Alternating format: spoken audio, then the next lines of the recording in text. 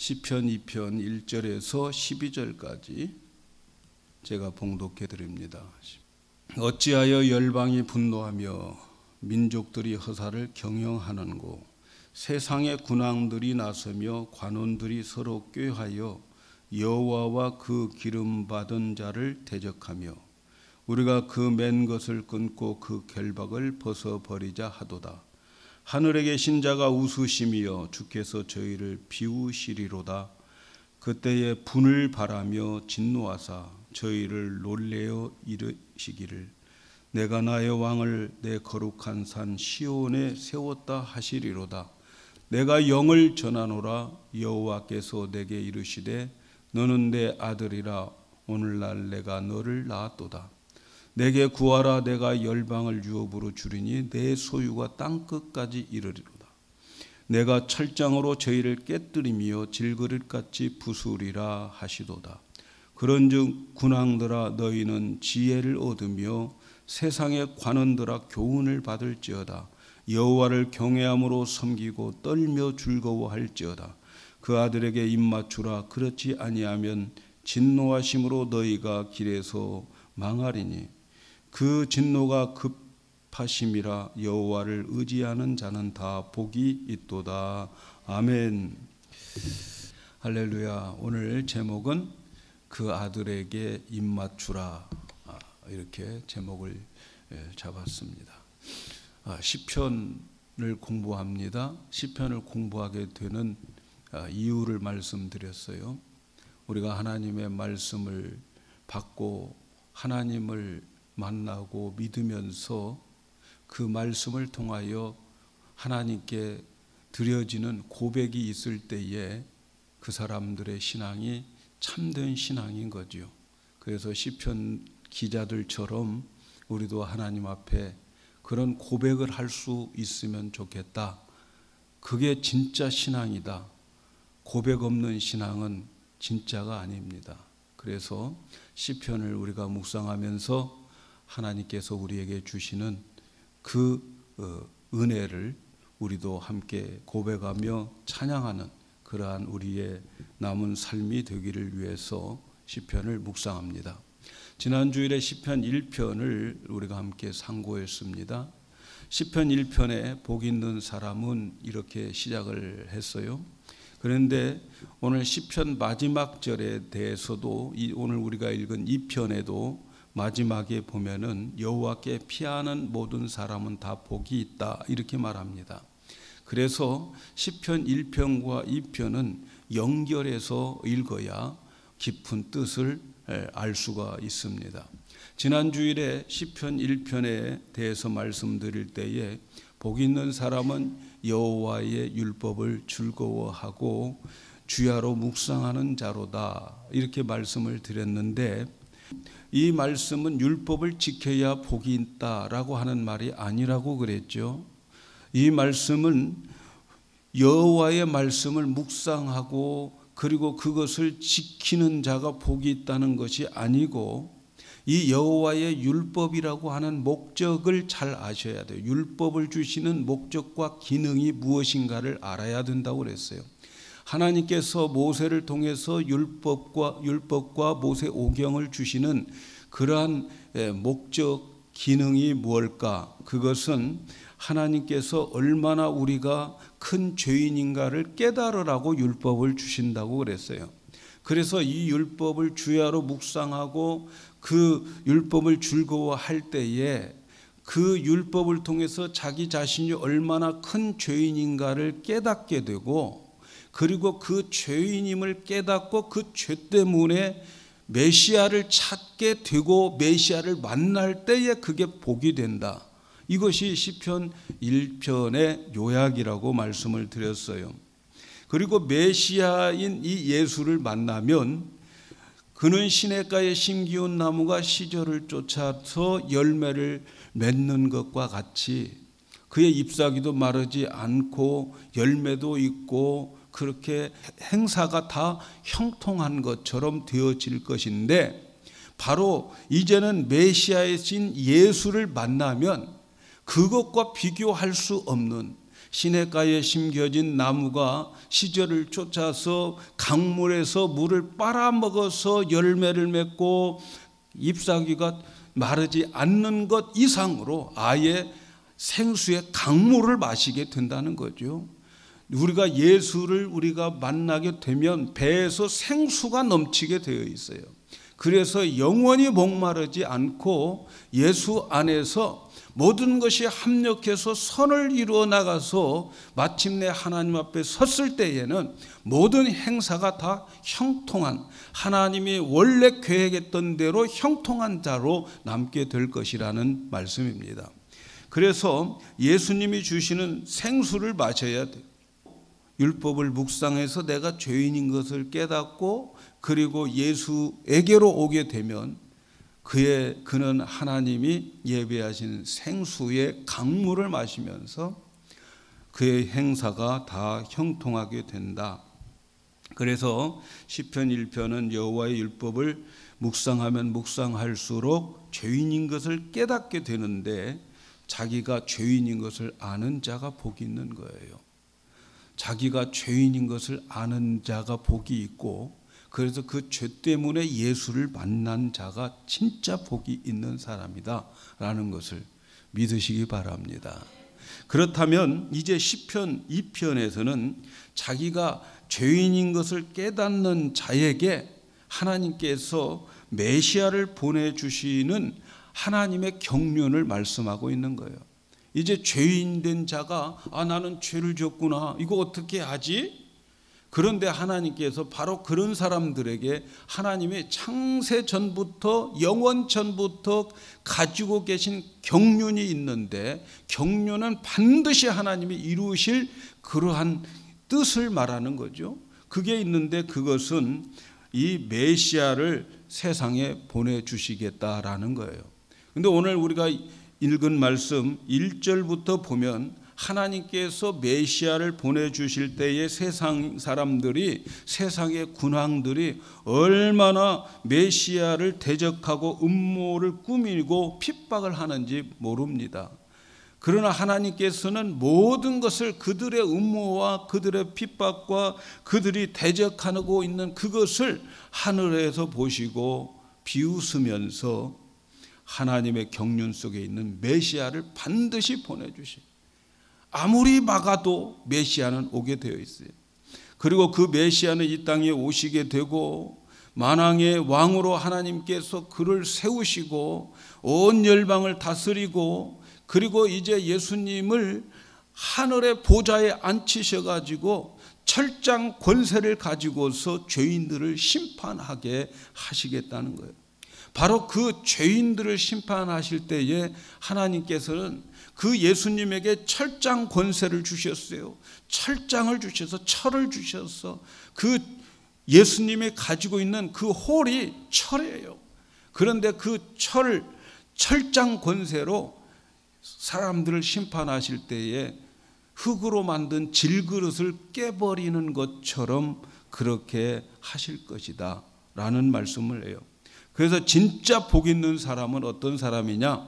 바로 이 철장 권세를 가지시고 보좌에 앉으신 그분이 다시 오셔서 이제 이 세상에 죄 있는 자들을 다 쳐부술 때에, 그때에 그 철장에 맞지 않고 영원히 지옥에 가지 않는 자가 복이 있는 거예요. 이 세상에서 아무리 잘 먹고 잘 살고 많이 누려도 심판대에서 철장으로 맞고 지옥에 가면 절대로 복 있는 사람이 아닌 거라는 거죠. 그래서 하나님은 복 있는 사람을 위해서 이 땅에 그 철장 권세를 가진 그분을 이제는 우리는 맞이해야 된다는 거죠. 그 메시아를 이 땅에 보내주게 되는데, 바로 그 보내주신 이 메시아는 하나님의 왕이요 그리고 아들인데, 그 아들에게 입맞추라는 거예요. 그러면 진짜 복 있는 사람은 그 철장 권세를 가지고 이 죄인들을 쳐부술 때에 나만하게 될 것이다. 그 복이 있는 자가 바로 우리다 하는 것을 노래하라는 거예요. 여러분들은 그런 노래가 있기를 축복합니다. 자, 이제 이 편에서 하나님께서 죄인들을 위하여 메시아를 보내주실 때에 대한 기록의 시인 것을 우리는 염두에 두면서 한번 살펴보도록 하겠습니다. 메시아가 오는데 많은 방해가 있다는 것을 1절에서 3절에서 말씀합니다. 어찌하여 이방 나라들이 분노하며 민족들이 헛된 일을 꾸미는가? 세상의 군왕들이 나서며 관원들이 서로 꾀하여 여호와와 그의 기름 부음 받은 자를 대적하며 우리가 그들의 맨 것을 끊고 그의 결박을 벗어버리자 하는도다. 오늘 여기에 나와 있는 2절에 보면 세상 군왕들이 나서며 관원들이 서로 꾀하여 여호와와 그의 기름 부은 자를 대적한다.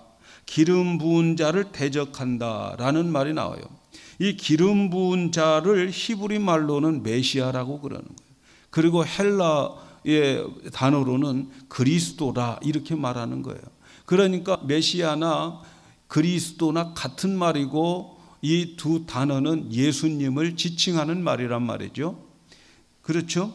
그래서 예수님이 오셨을 때에 이 기름 부은 자를 대적했다는 거예요. 누구? 예수님을 대적했다는 거예요. 예수님이 세상에 오셨을 때에 예수님은 기름 부은 자로 오셨어요. 메시아로 오셨어요.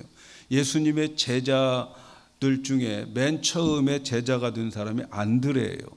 이 안드레가 이제 원래는 세례 요한의 제자였는데 예수님이 지나가실 때 보라 하나님의 어린 양이로다 라고 했을 때에 안드레가 예수님을 따라갑니다. 그러니까 예수님이 무엇 때문에 나를 따라오냐, 네가 원하는 게 뭐냐 묻습니다. 그때 안드레가 선생님이 계시는 곳이 어디입니까? 그러니까 와봐라 그랬어요. 그래서 안드레가 예수님을 따라가서 그와 하루를 지내고 보니까 안드레가 볼 때에 이분은 구약에서 예언했던 메시아였어요. 그래서 안드레가 그의 이 형제 베드로 시몬인데 시몬에게 찾아가서 이렇게 말합니다. 요한복음 1장 41절에 그가 먼저 자기 형제 시몬을 찾아 말하되 우리가 메시아를 만났다 하고 메시아는 번역하면 그리스도라. 안드레가 가서 예수님과 하루를 보내고 보니까 그분은 하나님이 예언했던 그 메시아라는 거예요. 기름 부은 자라는 거예요. 그래서 안드레가 소개를 합니다. 베드로에게 소개할 때 그때는 베드로가 아니고 시몬이었어요. 그때에 베드로를 소개하니까 시몬이 예수님께 찾아가니까 예수님은 시몬을 보고 너는 장차 게바가 되리라. 게바가 베드로예요. 반석이요. 그때 말씀하는 거예요. 그러니까 예수님이 오심을 메시아가 오셨다라고 하는데 시편 2편에서는 기름 부은 자가 올 것이다 이렇게 말했어요. 그래서 시편 2편에서 예수님을 발견하는 거죠. 어떻게? 기름 부은 자가 예수님인 것을 우리는 알게 되는 거죠. 그런데 메시아인 예수님이 오셨을 때 세상 사람들로부터 환영을 받지 못했다는 거예요. 사실 예수님 오셨을 때 사람들이 어떻게 반응했습니까? 예수님 오셨을 때에 헤롯 왕이 가장 싫어했잖아요. 헤롯 왕이 동방 박사들이 예수가 유대의 왕이 태어났다 하니까 헤롯이 제일 싫어했어요. 그래서 어디 있는가 나에게 좀 가르쳐 달라. 왜? 죽이려고. 제일 싫어했어요. 예수님이 오셨을 때에 많은 왕들이 시기를 했고 주위의 관원들이 예수님 사역을 방해하고 기회만 있으면 대적하고 음모하고 어떤 때는 당을 지어서 예수님을 반역하는 그러한 일을 저행했죠. 그래서 그들이 하는 말이 우리가 맨 것을 끊고 그 결박을 벗어버리자 그런 외침을 그들이 했어요. 그게 무슨 말입니까? 이제부터는 그의 결박, 그가 맨 것 끊어버리자. 이제 하나님의 간섭을 벗어버리자. 하나님의 통치에서 벗어나자. 이렇게 그들이 예수님 오실 때에 그렇게 방해하고 그렇게 예수님을 싫어했어요. 그래서 예수님이 이제는 오셔서 십자가에 죽으시고 승천하셨고 초대교회의 성도들은 예수님의 그 부활과 예수님의 복음을 증거할 때에 너무 주위에 있는 나라와 그 관원들이 싫어했어요.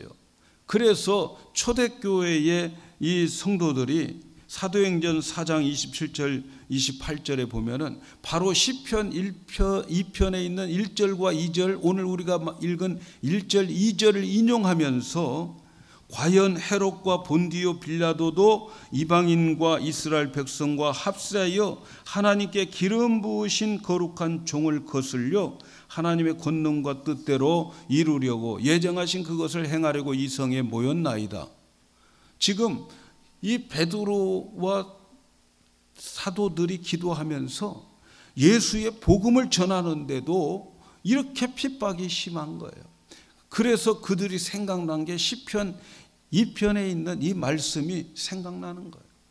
그 2편에 있는 말씀처럼 어찌하여 이 모든 나라들이 분노하고 세상의 군왕들과 관원들이 서로 꾀하여 기름 부은 종을 대적하는가, 그것을 실제로 느끼게 되는 거예요. 그래서 그런 고백을 하고, 그러면서 하나님, 이러한 가운데에 복음이 제대로 전파될 수 있도록 우리에게 담대한 믿음을 주세요. 이렇게 기도를 했던 거예요. 자, 이렇게 예수인 메시아가 오실 때에, 기름 부은 자가 오실 때 세상이 그렇게 싫어했고 반항했고 그 예수님을 오시는 것을 방해했지만, 그러나 오늘 말씀 4절에 보면은 하나님께서는 하늘에 계신 이가 웃으심이여 주께서 그들을 비우심이로다. 세상에 아무리 방해를 해도, 그들이 음모하고 많은 헛된 계획을 가졌어도 절대로 하나님은 인간의 방해 때문에 하나님의 뜻이 꺾이지를 않아요. 하나님의 경륜이 중단되지를 않아요. 온갖 방법을 동원해서 메시아를 대적했지만 그럼에도 불구하고 하나님은 하늘의 보좌에 앉으셔서 그들을 보면서 비웃었다는 거예요. 하나님은 예수 그리스도를 이 땅에 보내시고, 그 예수님을 이 땅에 보내셔서 십자가에 죽게 하시고 부활시키고 승천하실 그 계획을 꺾이지 않았다는 거예요. 그래서 하나님은 이 그들의 반역에도 이 그들을 보면서 비웃었다 하는 거예요. 근데 하나님께서는 이제 예수님을 이 세상에 보내주셨어요. 그리고 예수님을 이 세상에 보내주시고 그들이 반역하고 예수를 싫어하고 십자가에 못 박았어요. 그러나 하나님께서는 그들이 죽인 예수를 하나님께서 부활시켜가지고, 그래서 부활시키고 그 부활시킨 예수님을 이제는 예루살렘의 시온산에서 그들이 다 보는 가운데 하늘로 승천하게 만드셨어요. 그리고 그 승천하게 만들므로 인하여서 하늘의 보좌에 앉히신 거예요. 그래서 오늘 우리가 읽은 말씀에 5절 6절에 이런 말씀이 있어요. 그때에 분을 발하시며 진노하사 그들을 놀랍게 하여 이르시기를 내가 나의 왕을 내 거룩한 산 시온에서 세웠다 하시리라. 여기에서 거룩한 산 시온산은 예수님이 부활하시고 승천하신 그 산을 말하는 거예요. 그래서 예수님은 부활하시고 승천하심으로 인해서 하나님의 그 보좌에 앉히게 되었어요. 그래서 그 예수님을 나의 왕이라고 하나님이 지칭한 거예요. 열방과 민족과 군왕들과 관원들이 아무리 방해해도 시기하고 음모를 꾸며도 하나님은 메시아인 예수를 십자가에서 죽게 하고 부활시켜서 시온산에서 승천하심으로 인하여서 내가 나의 왕을 거룩한 산 시온에서 세웠다, 이렇게 말씀하는 거예요. 그러니까 시온산과 신의 산은 엄연히 구별이 되는 거예요. 시편 1편에서는 신의 산을 말하는 거죠. 신의 산의 율법을 이야기한다면 시편 2편에서는 시온산, 예수님이 부활 승천하셔서 하늘의 보좌에 앉는 그 산, 그것을 말씀하고 있는 거죠. 그래서 예수님을 나의 왕으로 삼으셨다라고 할 때에 이 왕은 세 가지 면에서 왕으로 세워. 첫째는 원수에 대한 왕이셨어요. 예수 그리스도는 이 세상의 원수들 위에 가장 높으신 왕이죠. 그리스도는 이 세상에 속한 권세자들 아무리 위대하다 하더라도 그리스도를 이길 자가 없어요. 그래서 성경에 보면 그리스도의 위대하심을 여러 곳에서 여러 모양으로 표시를 하고 있어요. 이사야에 보면 이사야 40장 15절에 보면 보라 그에게 열방은 통에 한 방울 물 같고 저울에 적은 티끌 같으며 섬돌은 떠오르는 먼지 같아. 이 거룩한 그 메시아 왕 되신 예수 그리스도 앞에서 열방은 통 안에 있는 한 방울의 물과 같다는 거예요. 수많은 나라들 그것은 통 속에 있는 한 방울의 물과 같다. 그 왕 앞에서는 한 방울의 물이고 저울에 달아 놓은 티끌 같은 것이고 섬들은 떠오르는 먼지처럼 보인다. 이 메시아를 어떻게 대적하겠어요? 그리스도의 이 왕위가 열방 세상만 있는 게 아니고 천사들보다도 더 높으신 분이다 이렇게 말해요. 그래서 하늘의 모든 천사들도 그분에게 경배하리라 이렇게 말씀해요. 이 세상의 사람들뿐만 아니라 천사들보다도 더 천사들도 그분에게 경배하게 되는 거예요. 오늘 우리가 읽은 시편 2편 8절에 보니까 하나님은 열방을 그리스도께 주셨고 땅끝까지 그 모든 소유가 되게 하셨다. 이 세상에 있는 모든 것들 다 하나님께 그리스도께 속했다 이렇게 말씀합니다. 그래서 예수 그리스도의 왕 되심은 원수들의 왕, 원수들보다 더 위에 계시는 왕임을 알아야 됩니다. 또 이 예수 그리스도의 왕은 성도들의 왕이에요. 그분은 악인과 선인 그리고 모든 사람들의 왕입니다. 악인에게도 왕이고 선인에게도 왕이에요. 성도들에게도 왕이에요.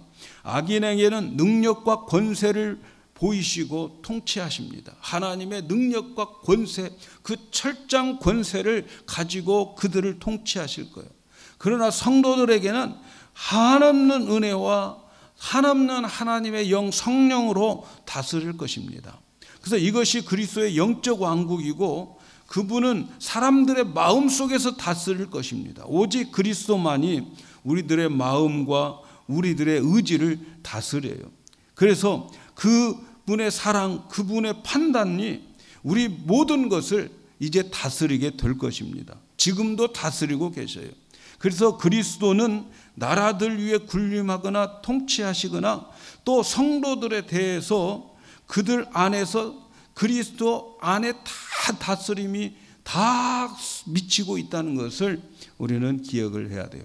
오늘 또 그 왕은 우리를 다스리고 계십니다. 성령으로 우리에게 부어주셔서 그 성령을 통해서 하나님의 뜻, 그리스도의 뜻을 우리에게 보여주고 있어요. 그뿐 아니라 예수 그리스도는 아버지의 왕이다. 나의 왕이 되었다. 이렇게 말씀합니다. 아버지께서도 그를 왕이라고 했어요. 하나님 아버지께서 그의 아들 성자 예수를 이제 그의 왕자에 앉히시면서 하나님이 그 예수 그리스도를 나의 왕 그렇게 말씀하셨어요. 그래서 당연히 하나님이 나의 왕이라고 한다면 거룩한 산에서 시온산에서 왕으로 세웠다면 당연히 우리의 왕이 되는 거죠. 그런데 어떻게 아버지의 왕이 되신단 말인가? 그것은 그리스도께서 아버지를 대신해서 다스리기 때문에 왕이 되는 거예요. 이제는 모든 왕권을 아버지가 아들에게 주었어요. 철장 권세를 그 아들에게 주었어요. 그래서 앞으로 모든 죄악에 대한 심판은 하나님이 하시는 것이 아니고 그 아들이 심판하신다 하는 말씀입니다. 그래서 하나님은 많은 열방과 군왕과 관원에 방해하고 음모하고 시기했지만 메시아를 하나님께서 아들로 낳았다 이렇게 말씀하고 있어요. 이 시편 2편 7절에 내가 여호와의 명령을 전하노라 여호와께서 내게 이르시되 너는 내 아들이라 오늘 내가 너를 낳았다. 메시아를 낳았다는 거예요. 메시아를. 이 메시아를 낳았다라고 하는 것은 성육신을 말하는 거죠. 하나님께서 육신을 입고 마리아의 몸을 통해서 태어난 것, 내가 너를 내 아들을 낳았다 이렇게 말씀하지요. 그걸 말씀하지만 하나님의 아들이라고 하는 선언은 언제 하셨는가? 하나님은 몇 번 그 선언을 하셨어요. 첫째는 세례 요한이 예수님의 세례를 베풀 때에 하늘에서 이는 내 사랑하는 아들이다 이렇게 선포했어요. 그래서 예수님은 하나님의 아들로 온 천하에 선포된 거죠. 근데 가장 하나님의 아들로 선포된 것에 가장 중요한 사건이 하나 있었는데 그 사건은 부활 사건이에요. 부활 사건. 그래서 사도행전 13장 33절에 보면 곧 하나님이 예수를 일으키사 부활시켰다는 거죠. 우리의 자녀들에게 이 약속을 이루게 하셨다 함이라. 시편 둘째 편은 시편 2편을 말하는 거예요. 둘째 편에 기록한 바와 같이 너는 내 아들이라 오늘 너를 낳았다 하시고, 그러니까 하나님께서 너는 내 아들이야 라고 하는 그 사건이 뭐냐면 부활 사건이에요. 부활되는 것을 보면서 시편 2편에 나오는 너는 내 아들이야 내가 너를 오늘 낳았다 이렇게 말씀하고 있다는 거죠. 그래서 예수님이 하나님의 아들이라고 하는 것을 가장 사건적으로 선포하는 내용이 예수님의 부활이에요. 그래서 로마서 1장 4절에 보면 성결의 영으로는 죽은 자들 가운데 부활하사 능력으로 하나님의 아들로 선포되었으니 곧 우리 주 예수 그리스도라. 그러니까 예수 그리스도께서 부활하심으로 인하여서 하나님의 능력으로 하나님의 아들로 선포되었다. 그래서 여러분 예수님의 부활은 하나님의 아들로 선포되는 거예요. 그런데 놀라운 것은 베드로전서에 보면 베드로가 말하기를 예수님의 부활 때에 우리가 거듭났다는 거예요. 그래서 예수님의 부활됨으로 인하여서 우리도 하나님의 아들로 거듭난 거예요. 믿습니까 여러분? 예수님의 부활이 예수님의 맏아들이라면 그 다음의 부활, 그 예수님의 부활 속에 저와 여러분이 아들로 거기에 선언되어지는 사건임을 믿으시기를 바랍니다. 그래서 하나님은 예수 그리스도를 맏아들 되게 하시고 십자가에 죽게 하시고 부활 승천하여서 왕의 자리에 앉게 하셔서 심판하는 권세를 주셨는데 그게 무슨 권세예요? 철장 권세예요. 철장 권세. 이 심판의 권세를 가지고 이제 죄인들을 심판하는데 바로 이 철장 권세를 가지고 심판할 때에 살아남은 자들, 건짐받은 자들이 진짜 복이 있다는 거예요. 믿으십니까? 그러니까 여러분들은 이 복을 받고 누리고 사셔야 돼요. 지금 아무리 잘 먹고 잘 살아도 그날 그 철장에 한번 맞으면 끝나는 거예요. 그런데 그 복을 지금부터 여러분 노래하면서 사셔야 되는 거예요. 나는 그 철장 권세에서 벗어났다. 여러분 이거 믿으십니까?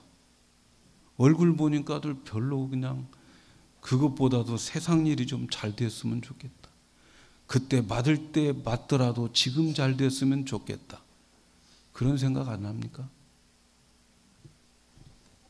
이제 철장 권세를 가지신 왕이 그 앞에서 그 심판할 때 그 앞에서 살아날 사람이 누굴까요? 시편 1편에서 복 있는 사람은 여호와의 율법을 묵상하고 죄인인 것을 깨닫게 되는 것이 복이라면, 그렇다면 이제 내가 죄인임을 깨달았으면 이제 죄인이 살 수 있는 길이 뭐냐는 거예요. 죄인이 살 수 있는 길. 그것은 오늘 우리가 읽은 10절 말씀 이하에 나와 있어요. 그런즉 군왕들아 너희는 지혜를 얻으며 세상의 재판관들아 너희는 교훈을 받을지어다. 여호와를 경외함으로 섬기고 떨며 즐거워할지어다. 그의 아들에게 입맞추라. 그렇지 아니하면 진노하심으로 너희가 길에서 망하리니 그의 진노가 급하심이라. 여호와께 피하는 모든 사람은 다 복을 받으리라. 복이 있으리라. 여러분, 죄인이 살 수 있는 길은 여호와의 교훈을 배우고 그리스도에게 입맞추는 거예요. 그리고 여호와께 피하는 것입니다. 이 세상에서 가장 중요한 것은 하나님의 말씀을 배우는 거예요. 하나님의 말씀을 듣는 거예요. 하나님의 말씀을 배우고 들으면 어떤 것이 사는 것이고 어떤 것이 죽는 것인지를 알게 되는 지혜를 얻어요. 하나님의 말씀을 배우고 그 말씀으로 교훈 삼아 살아가는 거예요. 하나님께 지혜를 얻고 교훈을 얻은 복받을 사람들은 하나님에 대한 태도가 달라지는 거예요. 하나님께 배우지 않고 하나님의 말씀을 듣지 않으면 어떻게 살아가야 될지 삶의 방향과 태도가 나오지 않아요. 하나님께서 지혜를 얻고 교훈을 얻은 자들은 복받는 사람인데, 복받는 사람은 여기에 세 가지 말씀을 하고 있어요. 하나님께 말씀을 듣고 배우고 지혜를 얻으면 세 가지를 행동으로 나타나게 되어 있어요. 첫째는 경외함으로, 오늘 말씀에 여호와를 경외함으로 섬기고, 그리고 떨고 즐거워할지어다. 11절에 있는 말씀에 나와 있어요. 하나님을 경외하면서 섬기게 된다는 거예요. 하나님을 공경하고 두려워하면서 섬겨요. 하나님을 섬긴다고 하는 것은 예배를 말하는 거예요. 섬기는 게 뭐예요? 영어로는 서비스라고, 봉사라고 하는 거예요. 그 영어에서는 예배를 서비스라고 그러잖아요. 하나님께 예배하는 거예요. 예배는 하나님과 만남이죠. 하나님 앞에 나오는 것, 하나님 앞에 나와서 하나님의 얼굴을 뵙는 것, 이게 서비스라는 거예요. 여러분, 우리 부모님들이 자녀들이 멀리 가 있으면 보고 싶어요. 내가 자녀들을 보고 싶은 것이 더 많겠어요? 자식이 나를 보고 싶은 게 더 많겠어요? 네? 한번 생각해 보세요. 여러분 다 아시잖아요. 부모가 아들을 더 보고 싶겠어요? 아들이 부모를 더 보고 싶겠어요? 아들이 부모님 앞에 나와서 얼굴을 보여주는 건 서비스야. 그게 예배란 말이죠. 하나님 우리를 너무너무 보고 싶어 하는 거예요. 세상 일 다 끊고 온전히 하나님 앞에 집중하면서 하나님 보고 싶어 하는 거예요. 그래서 우리가 하나님 앞에 나와서 하나님의 얼굴을 뵙는 것, 이걸 서비스라고 하는 거예요. 하나님께 서비스하는 거예요. 하나님께 예배하는 것이 얼마나 큰 하나님의 바람이고 하나님의 축복인지 몰라요. 저는 그래서 예배를 빠지는 크리스찬은 진정한 크리스찬이 아니라고 믿어요. 예배는 하나님의 자녀는 반드시 하게 되어 있어요. 믿습니까? 오늘 하나님이 여러분들을 얼마나 보고 싶어 하는지 몰라요. 그런데 그 보고 싶어 하는 하나님 앞에 내 얼굴을 나타내면 하나님이 얼마나 반가워하시는지 믿습니까? 그런데다가 조금 아파도, 좀 불편해도 주님 앞에 나와. 좀 마음에 상한 마음이 있어도 주님 앞에 나와. 하나님은 얼마나 그를 사랑하시는지 몰라요. 하나님 눈에 넣어도 아프지 않는 사람들이에요.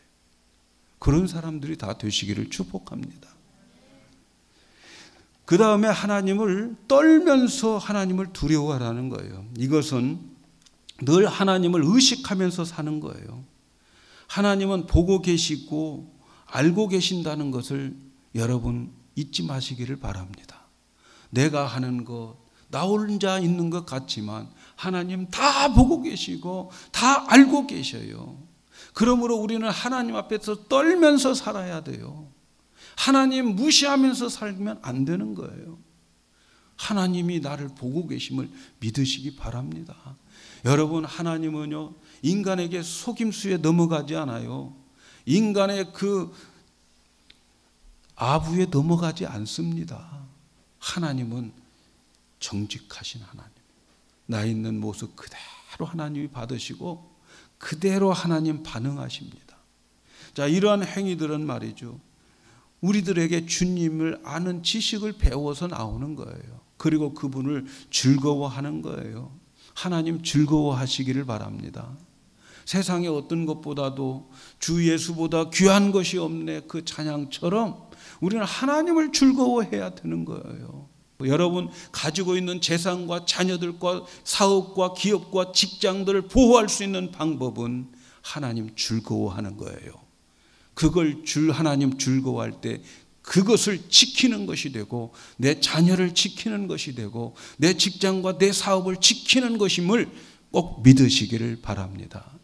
그 다음에 우리가 이런 하나님께 대해서 그러한 교훈을 받아서 경외하고 떨고 즐거워하면서 살아가는 그것의 가장 첫 번째가 과정이 있는데, 그게 뭐냐면 하나님과 입 맞추는 거예요.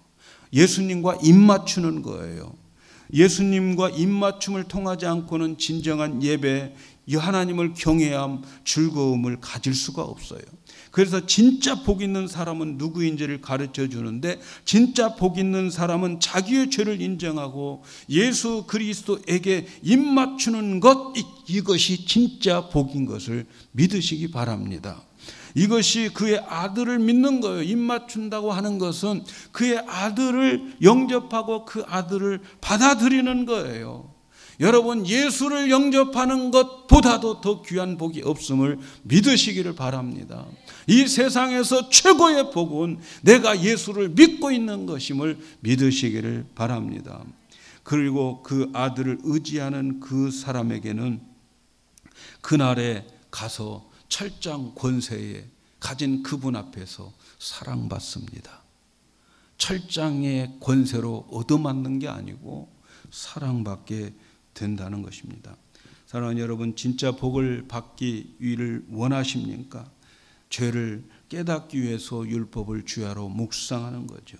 진짜 복은 하나님의 지혜를 얻는 것입니다. 그 지혜를 얻는 것은 복음을 듣는 것이죠. 예수님 그분과 함께 입 맞추는 것, 예수님을 영접하는 것, 그리고 그분을 사랑하는 것, 그분의 사랑을 고백하셔야 됩니다. 주님 사랑합니다. 주님 사랑합니다. 사랑할 뿐만 아니라 그분을 의지하는 거예요. 오늘 말씀 마지막에 말씀하잖아요. 그 주 여호와를 의지하는 자가 복이 있다. 진짜 복 있는 사람은 나의 죄를 깨닫고 예수 그리스도를 의지하고 하나님께서 보내주신 그 맏아들 기름 부은 자, 그분을 보내주신 하나님 의지하는 것이 진짜 복입니다. 그런 의미에서 오늘 주님 앞에 나와서 예배하는 여러분들은 진짜 복 받은 자이십니다. 그래서 여러분은 하나님을 경외함으로 섬기시고 하나님 앞에 떨면서 살아가시고, 그리고 그 하나님을 즐기면서 살아가면서 여러분도 이 시편에 있는 기자처럼 이것이 복이라고 고백할 수 있는 여러분의 남은 삶, 여러분의 인생의 결론이 되기를 주님의 이름으로 축복합니다.